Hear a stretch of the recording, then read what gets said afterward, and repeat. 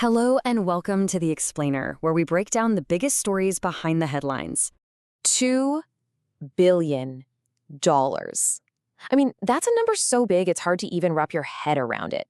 But that is the estimated valuation of Rare Beauty, the cosmetics company founded by Selena Gomez. It's a truly staggering figure that puts her brand in a league of its own. But a number that big, well, it makes you wonder, right? How on earth did she do it?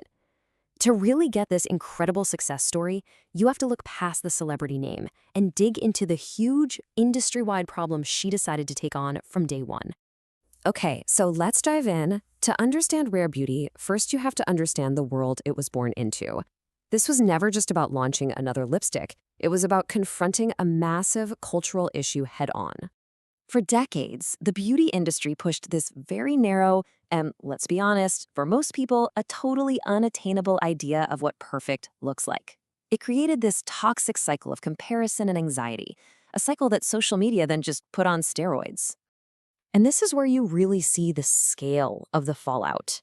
A 2023 survey in the US found that a jaw-dropping 87% of young people are regularly dealing with mental health challenges.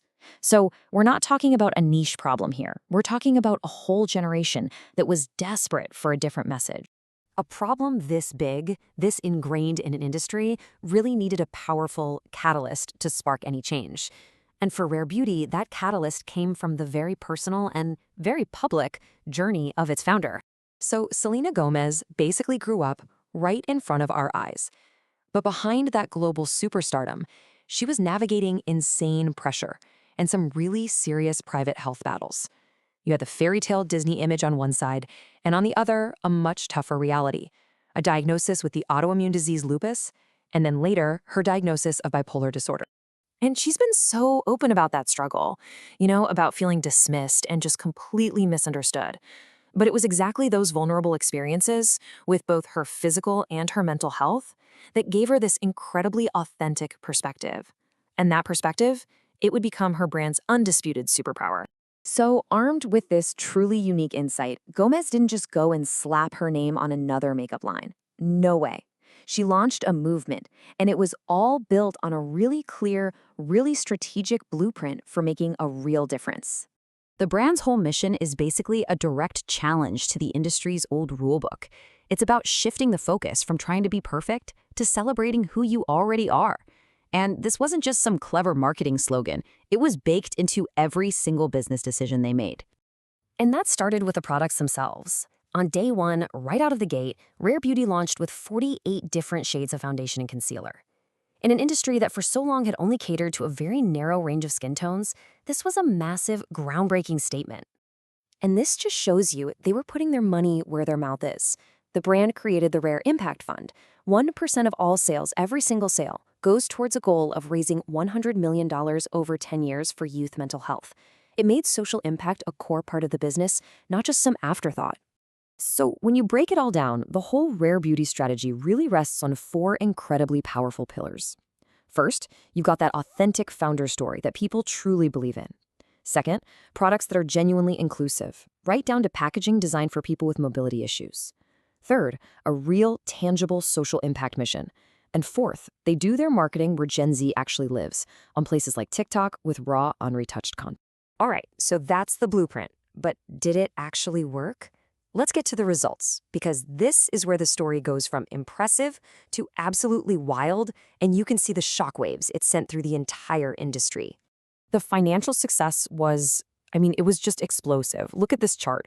Reported sales rocketed from over $150 million in its first year to a massive $370 million in 2023. For any brand, that's incredible.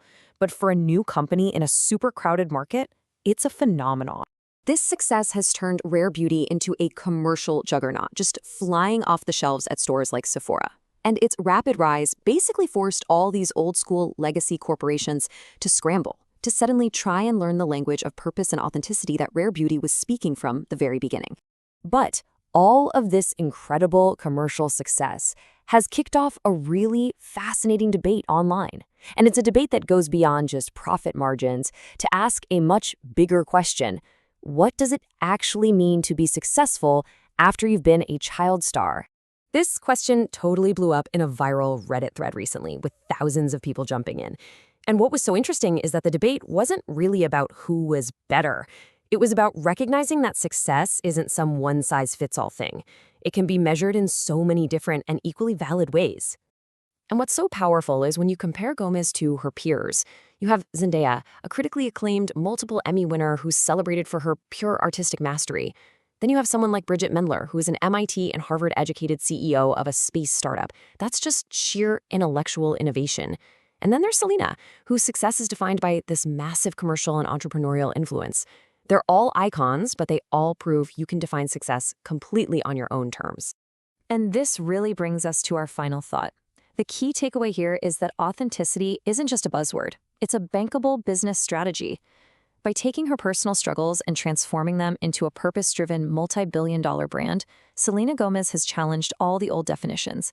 She's built a new blueprint that shows us that doing good and doing well don't have to be separate things. In fact, one can be the very foundation of the other.